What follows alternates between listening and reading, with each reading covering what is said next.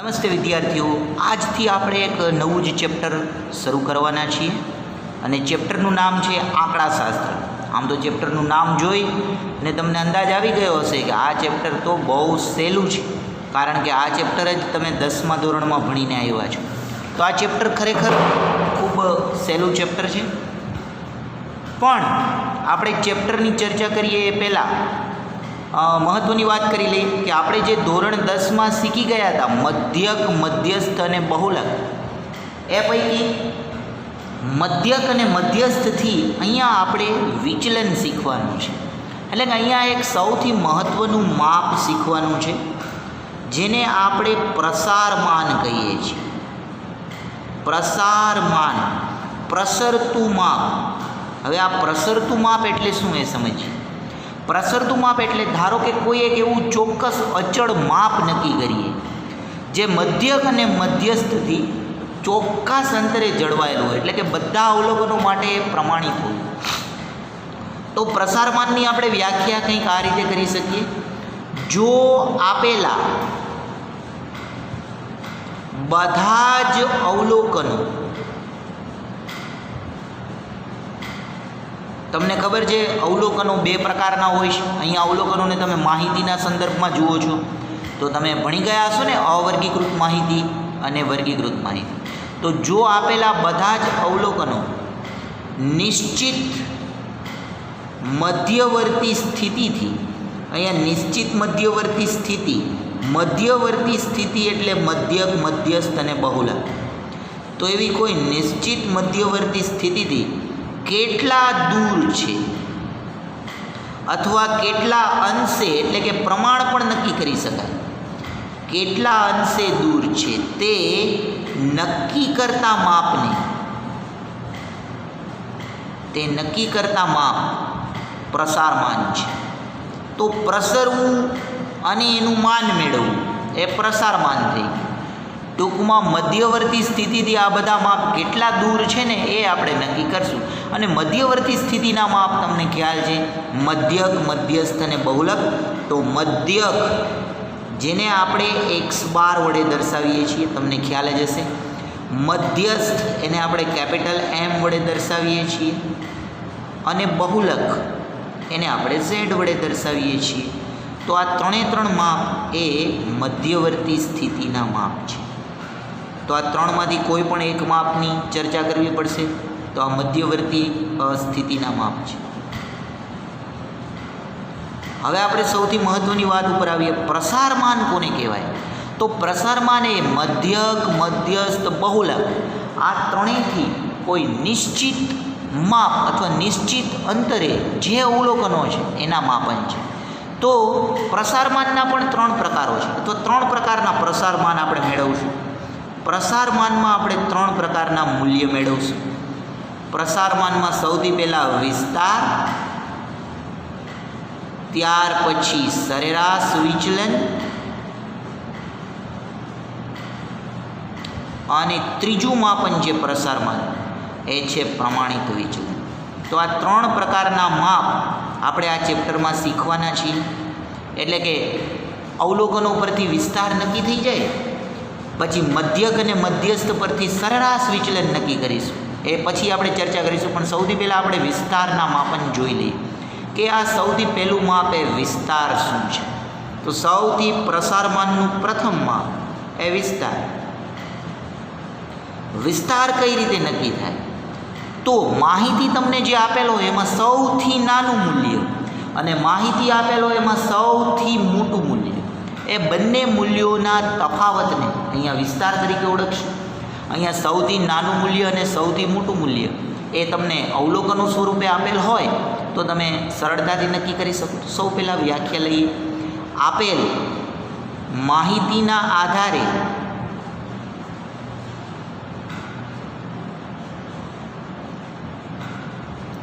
સૌથી મોટી આવૃત્તિ, અહીંયા આવૃત્તિના સંદર્ભમાં પણ વિચારી શકાય. આવૃત્તિ એ જ મૂલ્ય છે, તમે જાણો છો. સૌથી મોટી આવૃત્તિ અને સૌથી નાની આવૃત્તિ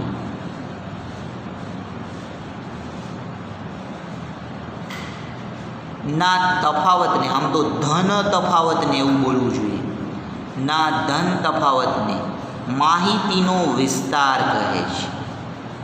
કોઈ પણ માહિતીનો વિસ્તાર કહે છે. તો વિસ્તાર કઈ રીતે નક્કી થશે? સૌથી મોટું માપ નક્કી કરો અને સૌથી નાનું માપ નક્કી કરો. દાખલા તરીકે આપણે એક ઉદાહરણ લઈએ. દાખલા તરીકે અવલોકનો. હું થોડાક અવલોકનો લખું છું. 5, 4, 8, 12, 7 અને 9 આ અવલોકનો છે.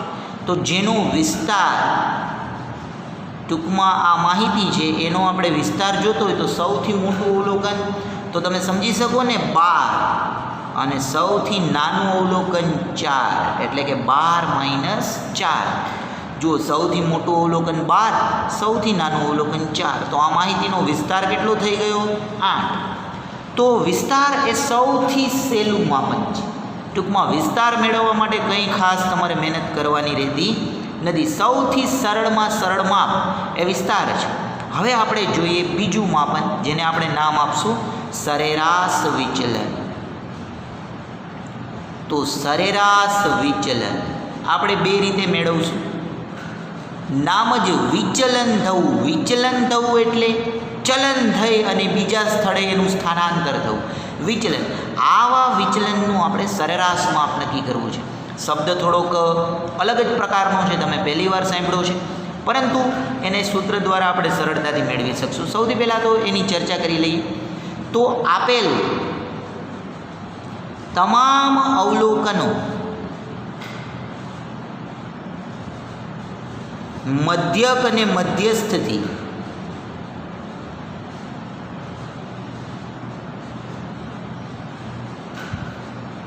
દૂર હોય તો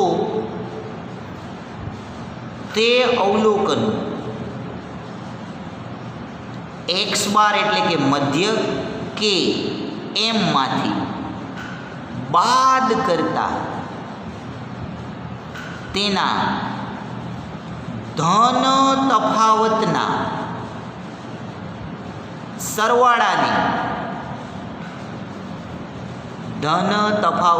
સરવાળાને સરેરાશ વિચલન દ્વારા દર્શાવી શકાય.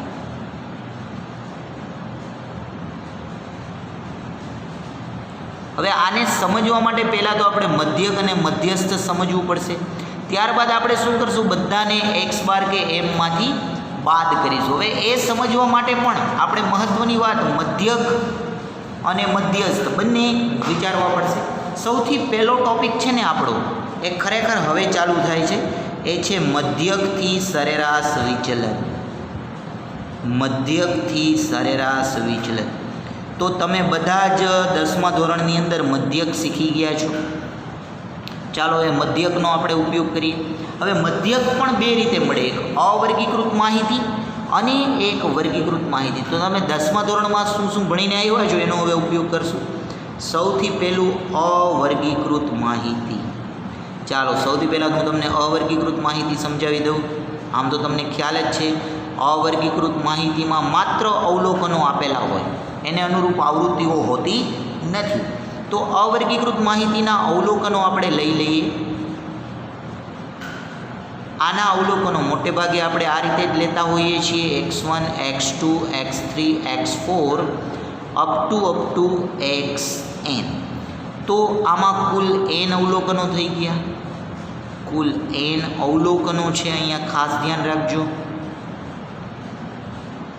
હવે તમે મધ્યક કયા સૂત્રથી મેળવો છો યાદ કરો. તો મધ્યકનું તો આપણી પાસે સરસ મજાનું સૂત્ર હતું, જો તમને યાદ હોય તો સિગ્મા xi/n. યસ, આ તો સૂત્ર યાદ જ હશે. તો આ રીતે આપણે મધ્યક નક્કી કરી શકીએ છીએ. તો મધ્યક નક્કી કરવાનું આ એક પ્રમાણિત સૂત્ર છે. આ સૂત્ર દ્વારા આપણે મધ્યક નક્કી કરી અને ત્યારબાદ વિચલન નક્કી કરવાનો પ્રયત્ન કરશું, જેને આપણે સરેરાશ વિચલન વડે પણ ઓળખીશું. તો આ રીતે સૌથી પહેલાં મધ્યક નક્કી થાય.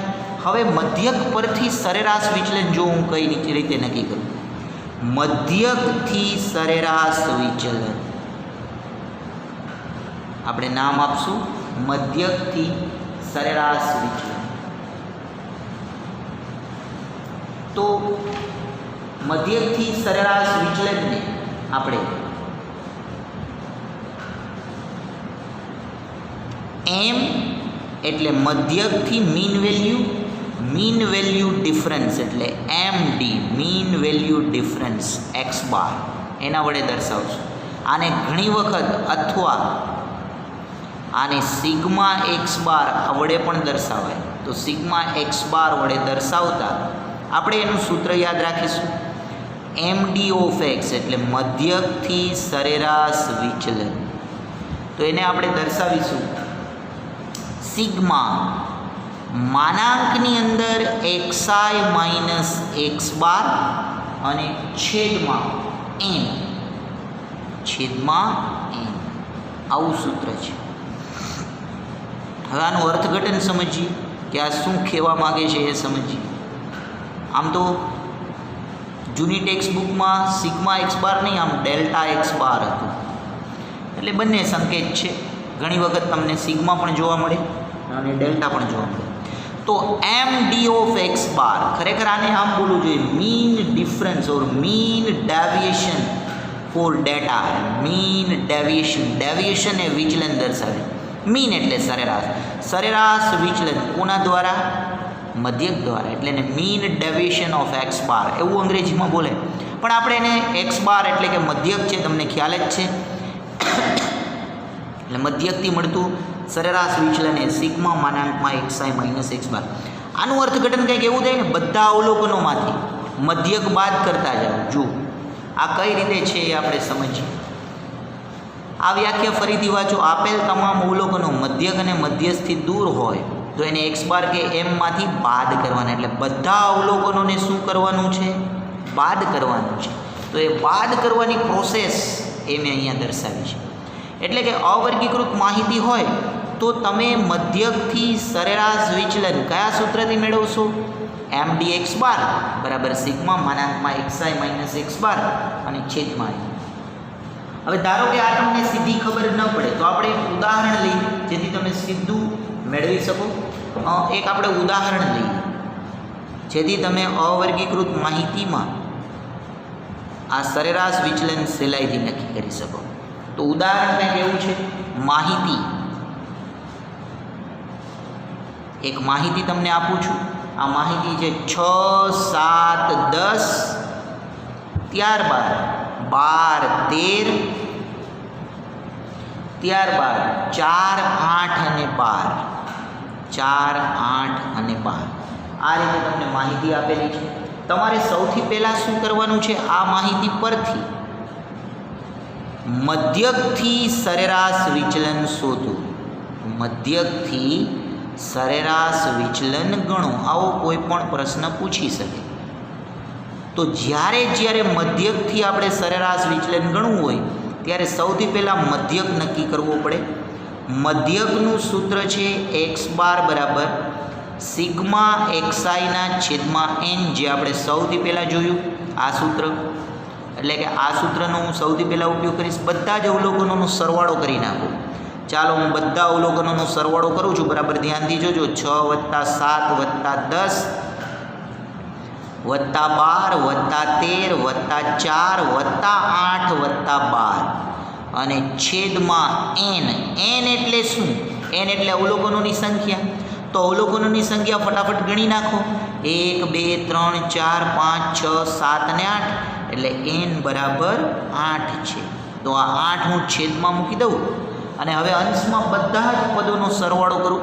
ફટાફટ હું સરવાળો કરું છું. બરાબર જોજો. 6 ને 7 13, 13 ને 10 23, 23 ને 12 35, 35 ને 13 48, 48 ને 4 52, 52 ને 8 60 અને 60 ને 12 72. તો તમારે પણ આવી ઝડપથી દાખલો ગણવાનો. 72/8 એટલે કે મધ્યક મને મળી ગયો 9. બરાબર ને? 8, 9, 72 થાય. ખબર હશે ને તમને? તો આ રીતે મધ્યક મળી જાય. હવે મધ્યકથી સરેરાશ વિચલન. તો મધ્યકથી સરેરાશ વિચલન ચાલો એ આપણે કઈ રીતે નક્કી કર્યું છે? એનું સૂત્ર છે MD x bar. MD of x bar કઈ રીતે કરવાનું? સિગ્મા માનાંકની અંદર xi માઇનસ એક્સ બાર અને છેદમાં n આ સૂત્ર દ્વારા કરીશું. તો સિગ્મા એટલે ફરી પાછો સરવાળો થાય કે નહીં, તો આપણે mdx બાર હવે કઈ રીતે ગણીશું બરાબર ધ્યાનથી જોજો. ચાલો સિગ્મા એટલે હું સરવાળો કરું છું, આનું અર્થઘટન બરાબર સમજી લેજો મિત્રો. સિગ્મા માનાંકમાં xi માઇનસ x બાર એટલે પહેલાં આમ લખું સિગ્મા માનાંકમાં xi માઇનસ x બાર એટલે 9 અને છેદમાં n એટલે 8. x બાર એટલે 9 અને છેદમાં n એટલે. હવે સિગ્મા તમે વર્ષોથી જાણો છો, 10મા ધોરણમાં ભણી ગયા કે સરવાળો દર્શાવે. xi એ બધા જ અવલોકનો છે, તો આ બધા જ અવલોકનો તમારી સામે છે. આ બધા જ અવલોકનો પરથી આપણે શું કરવાનું છે, આ બધા અવલોકનોમાંથી x બાર દૂર કરવાનું છે અને એને આપણે 8 વડે ભાગવાના છે. ચાલો તો હું સૌથી પહેલું અવલોકન લખું છું, બરાબર ધ્યાનથી જોજો. mdx બાર મેળવવા માટે સૌથી પહેલું અવલોકન શું હતું, તો જુઓ ફરીથી સૌથી પહેલું અવલોકન હતું 6, 7, 10 આ બધા અવલોકનો છે. આ બધા અવલોકનોમાંથી મધ્યક બાદ કરો અને એનો માનાંક લો. એટલે આમ કરશું માનાંકમાં 6 માઇનસ 9 વત્તા તમે સીધો બાદબાકી પણ કરી શકો છો 7 માઇનસ 9. હું અહીંયા જ લખું એટલે તમને ખબર પડી જાય. ચાલો આ બધા અવલોકનોમાંથી શું કરવાનું છે, આપણે મધ્યક બાદ કરવાનું. તો 6 માંથી 9 બાદ કર્યા. હવે બીજું અવલોકન છે 7 માંથી 9 હું માનાંક લઉં છું વત્તા 10 માંથી 9 એનો પણ માનાંક લઈ લઈ વત્તા માનાંકમાં 12 માંથી 9 બાદ કરો વત્તા માનાંકમાં 13 માંથી 9 બાદ કરો વત્તા માનાંકની અંદર 4 માંથી 9 બાદ કરો વત્તા માનાંકમાં 8 માંથી 9 બાદ કરો અને વત્તા માનાંકમાં 12 માંથી 9 બાદ કરો અને છેદમાં n એટલે કુલ અવલોકનો 8 છે. તો આ સૂત્ર લાગી ગયું ને. જો મેં અહીંયા કયું સૂત્ર લગાડ્યું ફરી પાછું સમજી લો. આ સૂત્ર લગાડી દીધું. તો હવે આનું સાદરૂપ આપો. આ થઈ ગયું 3 વત્તા 2 7 માંથી 9 જાય વત્તા 1 વત્તા 12 માંથી 9 જાય તો 3. અહીંયા માનાંક એટલે ધન આવે તમને ખ્યાલ છે. વત્તા 13 માંથી 9 જાય તો 4 4 માંથી 9 જાય 5 8 માંથી 9 જાય તો 1 અને વત્તા 3 અને છેદમાં 8. આ રીતે આપણને મળશે. સાદરૂપ આપી દો. 3 ને 2 5 ને 1 6 7 8 9 ને 4 13 ને 1 14 ને 5 19 20 21 22 એટલે 22 ભાગ્યા 8 કંઈક આ પ્રકારનું આપણને મળે છે. અને 22 ભાગ્યા 8નો તમે ભાગાકાર કરશો તો 2.75 આવો જવાબ આવશે. તો મધ્યકથી સરેરાશ વિચલન અવર્ગીકૃત માહિતી માટે આ રીતે નક્કી થઈ જાય. હજી તમને ખ્યાલ છે આ જ રીતે વર્ગીકૃત માહિતીઓ પણ હોય છે, જેની ચર્ચા હવે આપણે નેક્સ્ટ લેક્ચરમાં કરીશું.